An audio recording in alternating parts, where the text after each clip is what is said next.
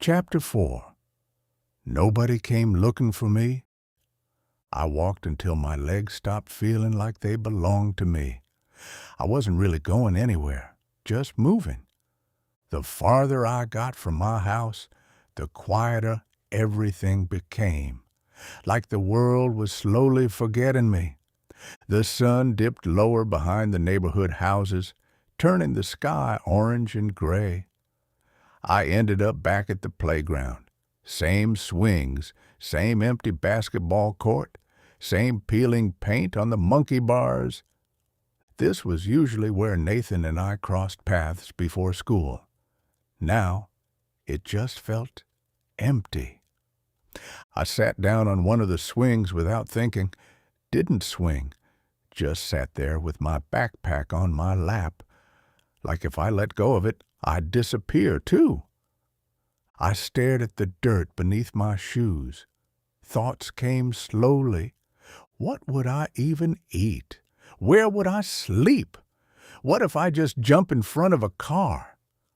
I swallowed hard. Cars passed every now and then on the road nearby. People going home. People with somewhere to be. I watched headlights disappear into the distance and wondered what it felt like to actually belong somewhere. Then a car slowed down. An older black SUV rolled near the curb beside the playground. The window slid down slowly. A man leaned over from the driver's seat. Probably late 30s, maybe older. "You good out here?" he asked. I looked away instantly. "Yeah." "You sure?" he asked. "You've been out here for a while." My stomach tightened. I didn't answer.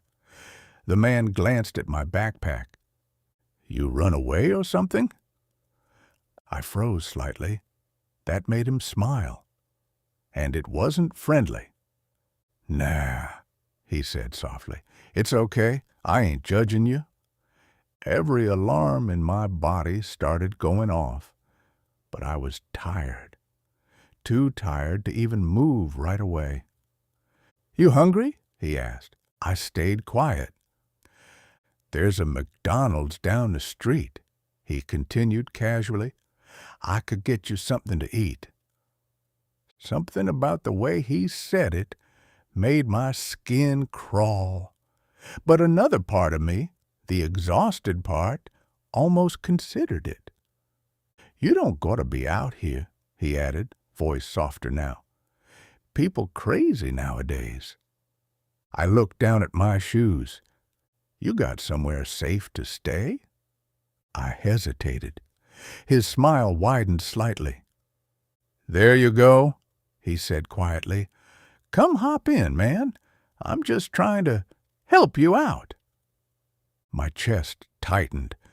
I thought about my house, my mom, how nobody cared.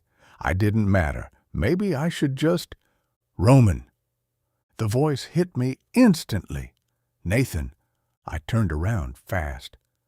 Nathan walked across the grass toward us, breathing slightly hard like he had been running. The man's expression changed immediately. Nathan looked from me to the car, then back to the man, and something in Nathan's face hardened. "You good?" Nathan asked calmly. The man lifted his hand slightly. "Yeah, man. I was just checking on him." Nathan stepped closer anyway. "He good. You can slide." Nathan's voice stayed calm. That somehow made it more serious. The man stared at him for a second. "Aight."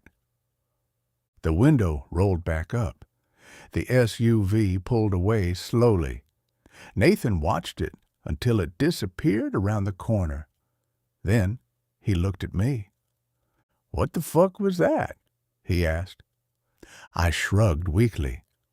"I don't know." Nathan stared at me like he didn't believe that.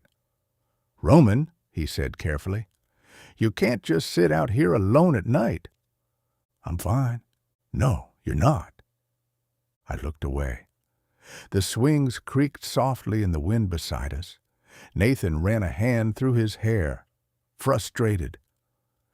"My pops is doing a delivery run to Tennessee tonight," he said. "He ain't home." I stayed quiet. "You can come stay with me." Immediately my chest tightened. "No," I said quietly.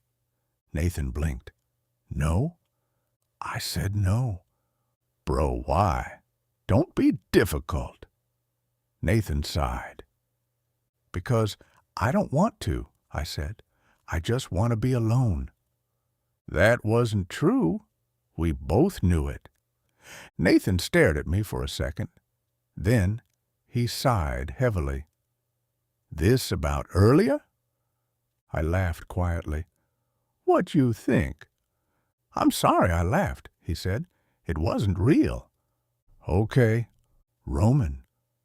Nathan looked away briefly, then back at me. "You don't gotta stay out here trying to prove a point," he said quietly. "I'm not proving anything." "Then what you doing?" I didn't answer because the truth was I didn't know any more.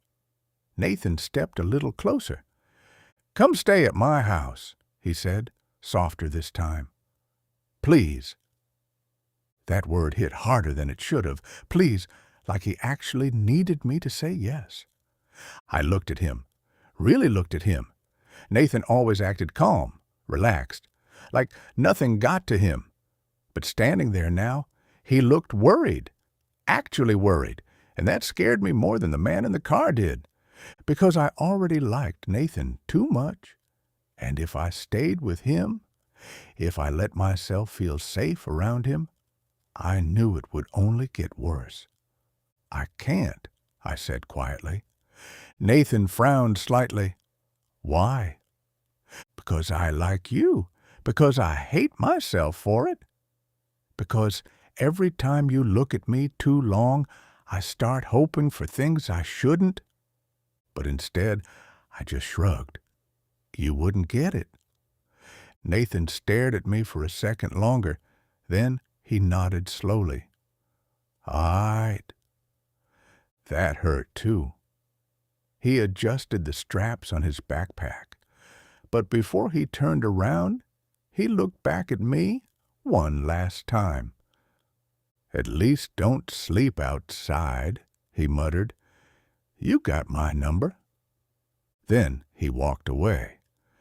I watched him disappear down the sidewalk, and for half a second I almost called him back. Almost. But I didn't.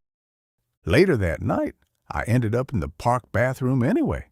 The fluorescent light buzzed loudly overhead. The place smelled like rust, old water, and something rotten underneath it all. I sat against the wall with my backpack beside me.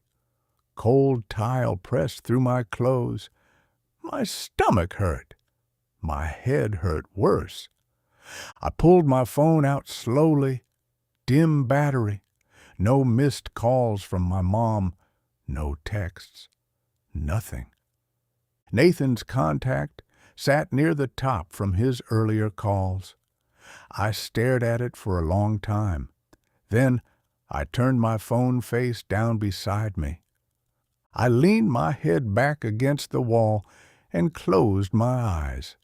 And somewhere deep down, a terrible thought settled into my chest. If being gay was always going to feel like this, maybe my mom was right.